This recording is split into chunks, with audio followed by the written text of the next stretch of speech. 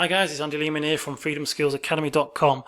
In a previous video I talked about Annex Single sending emails to promote a Joe Vitale product, and I said that Joe Vitale was popular because of The Secret as well as other things, but he was famous for being in The Secret, and I said that the law of attraction stuff was a bit garbage. Now I want to sort of address that because I have the DVD and I've read the book several times and other books to do with the law of attraction, and as much as I like it and as much as I believe so much of it, there's something that I think is really missing, which has been quite damaging for society, and that is, fortunately, the word attraction, the way it's spelt, has the most powerful explanation in the actual word, and that is the word action.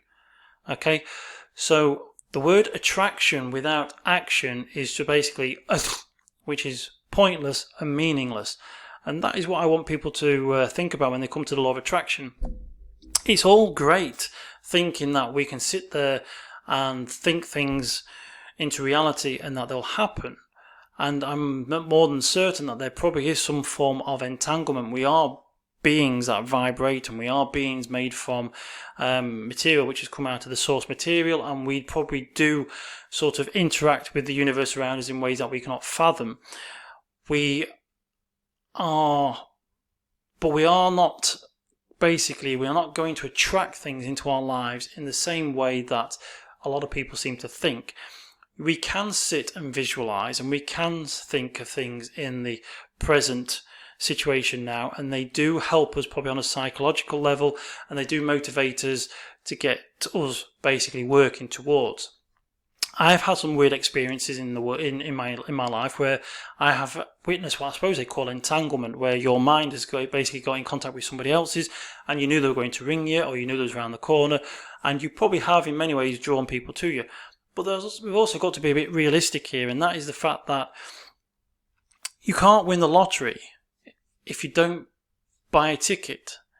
Okay, so you can sit in your room and visualize winning the lottery. You can visualize holding the ticket. You can visualize having millions of pounds in your bank or millions of dollars in your bank. But if you do not actually get up off your arse and go and buy the ticket, if you don't put the money down and write the numbers out and do that, it's not going to happen. Yes, you could argue that somebody might buy a ticket for you. That could happen. But then people have also got to know that you probably like or want to win the lottery. There's a great example. I think it could be even in the Secret, where the little boy writes down he wants a bike in his, he puts his bike down. He wants it as he can visualising the bike, having the bike. Granddad brings him the bike, but most grandparents want to know what children have. Most children have bikes. He might have even said, "Granddad, I want a bike for Christmas." So he got a bike. Action is what brings these things to us. And so I have this big problem with the law of attraction. I like to call it the flow of attraction. And it's not that the law of attraction is faulty or it doesn't work, or that there isn't something in there. I've seen the double split experiment, and I've seen about entanglement in quantum physics, and I understand that we are all beings working on frequency, and like telephone numbers, every telephone number is different in the world, and it's supposed to be a frequency, and so you connect with that person because you've connected with that frequency. There is untold thousands, millions, or whatever, of frequencies within frequencies, all different frequencies, and so we can connect with other human beings, and we probably can draw people through the ether. I'm not saying that's not necessarily true, but no one's become a millionaire by just sitting there and wishing. They've all done something. Now, the thing when it comes to the law of attraction and gratitude, and that is, gratitude sets you up in a positive mind frame. Have you ever tried to make money when you're feeling down or when you're depressed? It's very hard. So the whole purpose of gratitude is not necessarily it attracts things to you. It just basically puts you in a better mind frame for doing stuff. You feel more motivated. You feel more like doing stuff. Have you ever got out of bed in the morning and felt good, and then you've been able to do stuff? Have you ever got out of bed in the morning and felt rough and found it hard to do stuff? And that is the difference. Gratitude is a way of trying to keep you maintaining a positive mental mindset, a positive balance. It keeps you sort of working on a more optimum way of working, basically. Like a lot of the religions and a lot of the ancient teachings tell you to sort of sing, dance, be merry, praise, to rejoice, and to be grateful. That's because these are psychological truths that keep you running better. If you keep wallowing in self-pity, then you are creating yourself a negative funk. You're making yourself feel worse. Now, I'm not saying that you cannot be sad and you cannot be depressed. Everybody gets them. I get them. They can happen biologically. But the difference is, if you have a mindset that you know that it's a moment and it will pass, then you can work through it. If you try and keep yourself sort of, not false positives, false affirmations, they're just as dangerous, they're just as bad. You just need to be aware that you're feeling down. But then there's plenty of people who spend their time being down because it's what they've learned. They've learned to moan. They learned to wallow in self-pity. And I remember years ago listening to a program where they said that when the Bible was converted first into English in the King's Bible, when it was converted into English, a lot of the words, there wasn't any words here in the English language. They had to make them up. And things like the word hell really was supposed to represent being walled in. You were meant to be filled walled in. And the sin of sloth, which we all believe is the sin of laziness, was meant to be a sin of wallowing in self-pity. It was you're keeping yourself in your own prison of sadness, your own prison of depression. And when you create your own prison of depression, you are keeping yourself walled in. You are basically living a hell on earth. You are keeping yourself down. So it was a sin to be constantly allowing yourself to wallow in self-pity. It was a sin to keep yourself in prolonged periods of depression. And if you did follow that sin, then you would go to hell, which was basically you're walled in emotionally in a position where you couldn't do anything. And so I'm not going to go down too much into the historical, the theological idea of heaven and hell and stuff like that. I prefer that version, and that is that the sin of sloth is just basically trying to tell you to stop feeling sorry for yourself, stop wallowing in self-pity, stop allowing the cycle of negativity to keep bringing you down, otherwise you will feel walled in emotionally, and that is going to prevent you from moving forward. It's a psychological truth. You work better and you do more when you feel better. So the whole purpose is that you become that gatekeeper of your emotion, you become that gatekeeper of your mind. You protect yourself from becoming depressed. You're also aware that you can be depressed. We know that chemistry from food, food can change and alter your chemistry in your body. We know that drugs can change and alter the chemistry in your body. We know that the body runs on hormones. We like to think that we are in control of ourselves. We're not necessarily in control of ourselves, because if a hormone goes a bit funny, we can go funny. But we do have an observer part to us, and that observer part allows us to recognize when we are down and recognize when we are happy.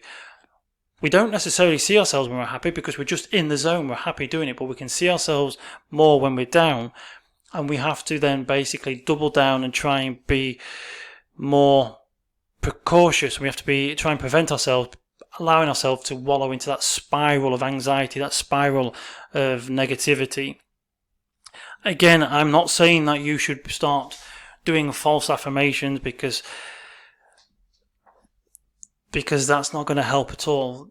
False affirmations are fine. I'm all for visualizing, I'm all for meditating, I'm all for sitting there and visualizing what you want in the future and sort of imagining that you have it, trying to talk to the subconscious mind. But you've got to remember, the subconscious mind also, you know what you're living. You can't go around saying that you have £10 million and saying that every day, and all you're seeing constantly is poverty. It's not going to help, especially if you're not doing anything. So there's nothing wrong with writing down your goals and writing them down in the present tense and knowing that you have them, and then closing the book and then going to work and taking action, starting a plan. The reason why gratitude and affirmations are good is that they keep you in that good mindset. They keep you in a more positive frame of mind, a more positive frame of spirit, so that you can go and do the work that is needed. Okay? But it is his action that will deliver the rules. It's simple cause and effect. You cannot become a well-known, popular, famous singer if you do not sing. You cannot become a popular, well-known author if you do not write books. You cannot become a wealthy publisher if you do not pay people to write books, or if you do not publish people, pay people to publish books for you, or you cannot become something without doing something. It's simple as that.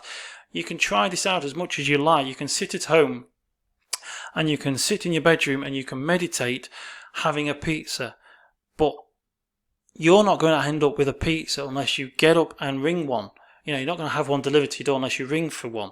You're not going to go and eat a pizza if you don't go put one in the oven.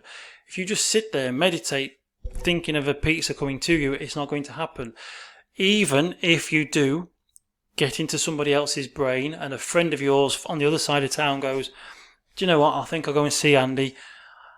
I'll take some food. So what does he like? I know he loves pizza. I'll go and buy pizza. So even if that person rolled up to your door and knocked on your door with a pizza in your hand, even if you manage to pull that through the ether, you're still not going to eat pizza if you do not go downstairs and answer the door. There always has to be an element of action involved. And that is what I have a problem with things like The Secret and a lot of these law of attraction books. They're very wishy-washy and they like to do lots of woo-woo stuff and talk about what you can achieve and what you can do, this and the other. But they miss the most important part of the word attraction, and that is action. Because without action, attraction is just, it's pointless, it's meaningless. It's ATTR, attraction. I know basically it sounds so obvious, and you probably, or I might be getting a bit down on some people's philosophies and ideas, but it is the truth of the matter. You cannot become something without doing the work. I'm not saying that the law of attraction doesn't bring certain people together. Like I say, I have felt times where I've been compelled to go somewhere and bumped into a certain person through frequency, through thoughts or whatever, entanglement, connections. I have experienced strange stuff, but I am still understanding enough of that. I'm not going to be able to go to America or Australia if I do not find the money to buy the ticket, or if I do not enter certain competitions to try and win. You have to basically do the work. You have to put yourself out there. You have to do something.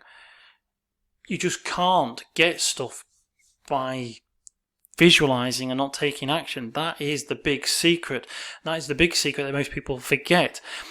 The other big secret is, like we talked about, is the gratitude, the praising, the singing. All that stuff is a psychological truth for keeping you in a positive mindset, a positive spirit and positive mind frame, which makes you do more. You feel more motivated when you feel better. The possibility of doing more, the possibility of keeping your discipline is greater when you feel better. It's a case of protecting yourself from going downhill. It's protecting yourself from feeling depressed. It's to stop yourself from wallowing in self-pity and keeping the cycle of anxiety, the cycle of depression going. It's to stop yourself from having prolonged bouts of self-imposed misery. That is what gratitude and affirmations are about, because then once you're in them better mindsets, you can do more, you feel better, you're more likely to do more. That's it. You're not just going to sit in a room and create a mood board, visualize having a six-pack and it happening. It's not going to happen if you don't go to the gym or start doing press-ups, sit-ups and everything that is needed for a six-pack. You can dream and wish and visualize as much as you want, and you can imagine that you have it now, but it's not going to happen if you do not take the action. You're not going to feel better if you don't start changing your diet. You're not going to start feeling better if you don't start watching more comedies. If you spend a lot of time watching negative news and doom and gloom, but you want to feel better, it's not going to happen unless you start making those changes, and you have to make those changes. That is the action that you need to do. Okay, so as much as I love the law of attraction and I love those books and them stories, and I'm sorry if loads of people believe that they can sit in a room and just imagine wealth coming to them, then you've been sold you've been sold a story, you've been sold something that is, they're priming you to buy more products, basically.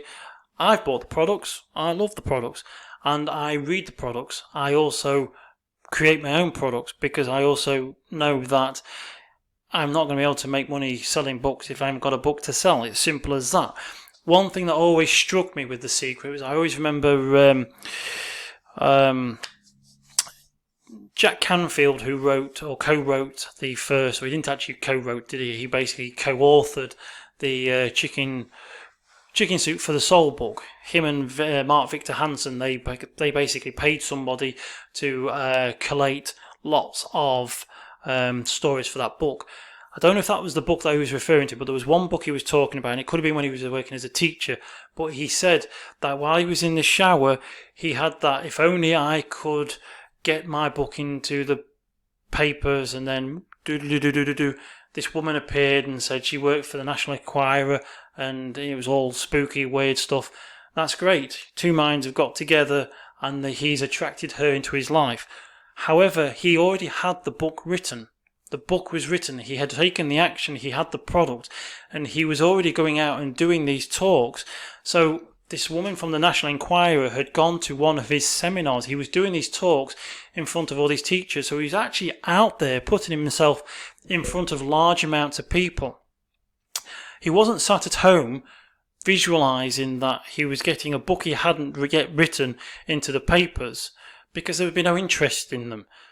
Newspapers like to sell stories. They use stories to sell papers, so they'll take lots of interesting and exciting or useful information from around the world. And if somebody has seen a person doing seminars all across the United States to all these schools, teaching teachers how to teach better, someone's thought that would make a great story, and then they've gone to one of his seminars, they've seen him, they've given him a card, and then he's gone, whoa, that's spooky, that's fantastic.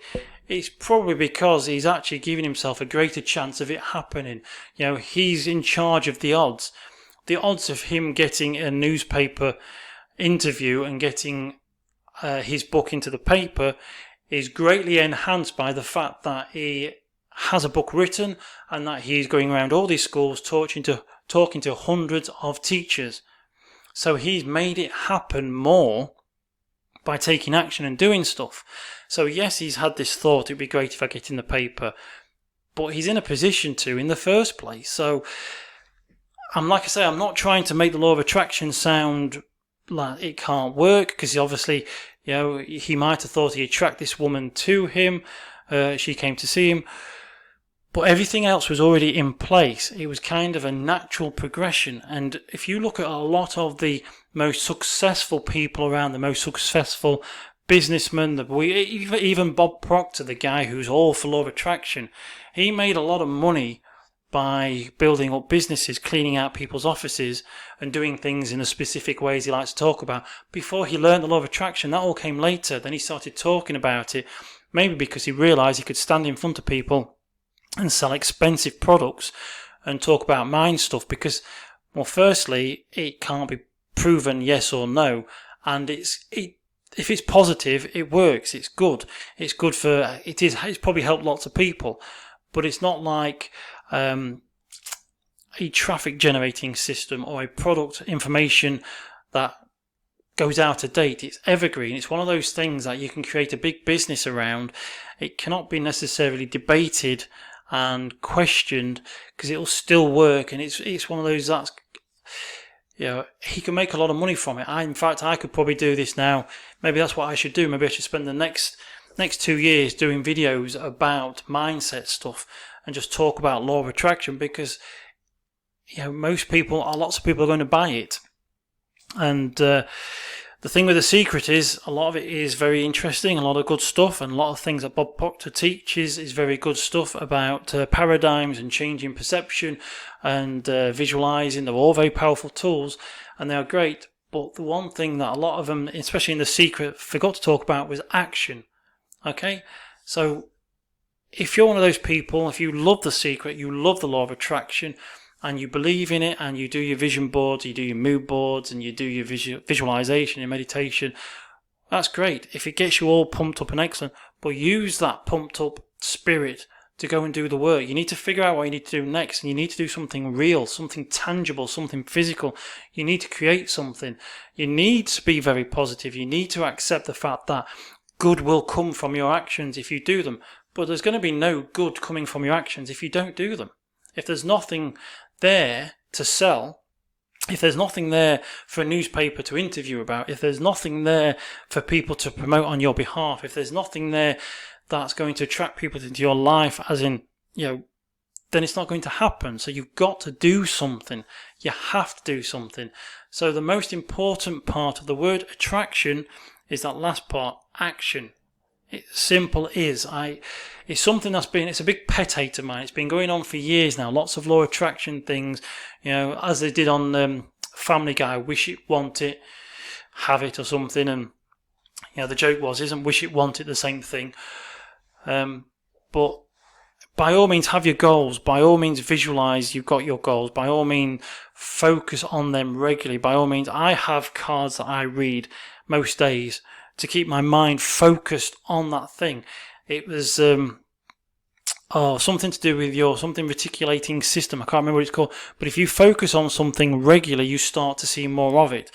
If you decide that, here's a prime example. I used to like a car. I hadn't seen this car for quite a while. I thought maybe they'd stop producing them. They weren't on the roads as much. I hadn't thought about them for ages. In fact, I hadn't seen one. I thought, they'd all been scrapped. And I was talking to my girlfriend one day about this car. Then suddenly I saw one go past the window, and then I saw it. Since then, I've seen them all over the place. It's because I've now focused my attention on that car. I focused my attention on it. So I'm now starting to see them. I'm receptive to seeing them all over the place. It's the reciprocating system in your mind. It does that. And so by creating affirmations and reading from cards and reading your goals and what it is you want on a regular basis is keeping your mind primed to seeing the opportunities and seeing those things on a regular basis, which keeps you going, it keeps you focused, it keeps you mindful, keeps you motivated. So by all means do your visualizing, by all means read your goal cards, by all means look at your mood boards and your goal boards. But remember, there's a reason for that, and it's not just to sit there and expect it to suddenly come to you. It's to get you motivated to go and do that stuff. Okay? It has to do. Basically, it's all about action. You have to go and do the work. And these things, gratitude, they are tools to keep you working at what you want. Okay? So, I hope you found this video useful. I do talk about stuff like this in the Life Bible, how to succeed when the odds are stacked against you. We are giving away a free physical copy. It's a 200-page book, and we're giving away a free copy of that, plus some other books, over on the website, thefreedomskillsacademy.com. And so please go over there and have a look, get yourself a free copy. If you get yourself 2 copies, you can give one away to somebody who you think may use it. I talk about stuff like this, things that are going to help you to succeed in life. These are workable, real workable systems, methods and strategies. This is not a case of just sitting down and writing out your goals and then hoping everything falls into your lap. It's not. It's all about taking action. It's about doing things. Okay? And you'll find a lot of useful information about that in this book, The Life Bible. So please go and get yourself your own copy. My name is Andy Lehman. I'm from freedomskillsacademy.com, and I will speak to you again in another video. So thank you very much for logging in. Cheers and goodbye.